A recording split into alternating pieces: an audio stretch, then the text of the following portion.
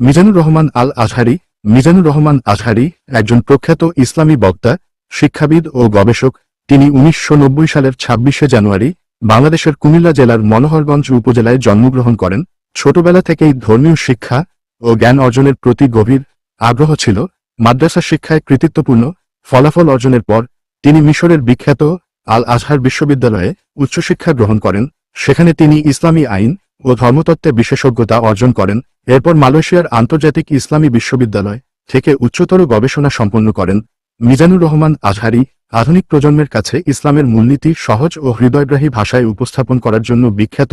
তার বক্তৃতায় বিজ্ঞান, যুক্তি ও কুরআন সুন্নাহর সমন্বয় লক্ষ্য করা যায়। সামাজিক যোগাযোগ মাধ্যম ও ইউটিউব প্ল্যাটফর্মে তার বক্তব্য প্রচুর জনপ্রিয়। তার জীবন ধর্মীয় জ্ঞান প্রচার ও সামাজিক পরিবর্তনে গুরুত্বপূর্ণ ভূমিকা পালন করছে।